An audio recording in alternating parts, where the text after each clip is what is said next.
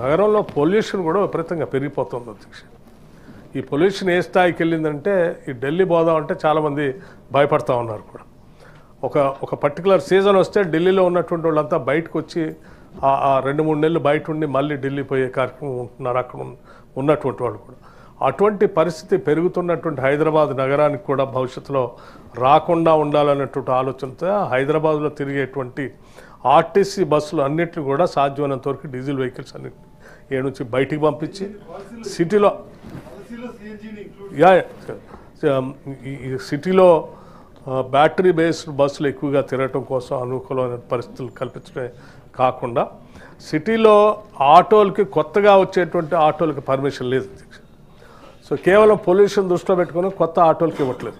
భవిష్యత్తులో ఈ సోలార్ బ్యాటరీతో నడిచేటువంటి ఆటోలకి పెద్ద ఎత్తున ప్రోత్సహించడానికి అన్ఎంప్లాయిడ్ యూత్ని కూడా ప్రోత్సహించడానికి కొన్ని కార్యాచరణ ప్రణాళికల్ని ప్రకటించే కార్యక్రమం కూడా రాష్ట్ర ప్రభుత్వం చేస్తూ ఉంది అధ్యక్ష. తద్వారా హైదరాబాద్లో ఉన్నటువంటి పొల్యూషన్ని నగరాన్ని కాపాడుకుంటూ వీటితో పాటు ఇక్కడ పొల్యూషన్ గురి చేస్తున్నటువంటి పరిశ్రమలు కూడా సాధ్యమైనంత వరకు ఔటర్ రింగ్ రోడ్ బయటికి పంపించే కార్యక్రమం కూడా చేస్తే బాగుంటుందని ఇక్కడ ఉన్నటువంటి పర్యావరణ శాస్త్రవేత్తలు కూడా పెద్ద ఎత్తున కోరుతా ఉన్నారు.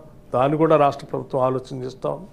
మీ అందరికీ ఒకటి మాత్రం మేము తప్పనిసరిగా రాష్ట్ర ప్రభుత్వం నుంచి ఒక అష్యూరెన్స్ ఇస్తాను. సభ్యులందరికీ కూడా మళ్ళీ కావాలంటే కూడా రెన్యూవబుల్ ఎనర్జీ పాలసీకి సంబంధించి మళ్ళీ ఒక సమావేశం మీ అందరికీ ఏ డౌట్ ఉన్నా ఒక ఏర్పాటు చేయడానికి కూడా రాష్ట్ర ప్రభుత్వం సిద్ధంగా ఉంది. మీరు కూడా ఎప్పుడైనా మా శాఖకు వచ్చి నన్ను కలిసినా మా ప్రిన్సిపల్ సెక్రటరీ గారిని కలిసినా కానీ సంపూర్ణంగా సమగ్రమైన సమాచారాన్ని ఇవ్వడానికి సిద్ధంగా ఉన్నాం.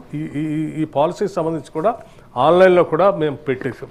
ఎవరికైనా ఆన్లైన్లో కూడా ఓపెన్ చేసి చూసుకోవచ్చు, ఎటువంటి ఇబ్బంది లేదు. సిఎన్జికి సంబంధించి కూడా భాగ్యనగర్ గ్యాస్ ఏజెన్సీ ఒకటి ఉంది అధ్యక్ష. ఇక్కడ ఆ భాగ్యనగర్ గ్యాస్ ఏజెన్సీతో కొంచెం టైఅప్ చేపిస్తే మాకు వెసులుబాటు కలుగుతుందని చెప్పి సిఎన్జి ద్వారా గ్యాస్ ఉత్పత్తి చేద్దాం అనుకున్నటువంటి వాళ్ళు కొద్దిమంది ఒకళ్ళిద్దరు నాకు కూడా రిప్రజెంటేషన్ ఇచ్చారు. దానిపైన కూడా ఆలోచన చేస్తూ ఉన్నాం. తప్పనిసరిగా ప్రత్యామ్నాయ మార్గాల్ని సంపూర్ణంగా మేము ఈ ప్రభుత్వం వాడుకుంటుంది. ప్రజలకు కూడా గ్రీన్ ఎనర్జీ అందిస్తుంది.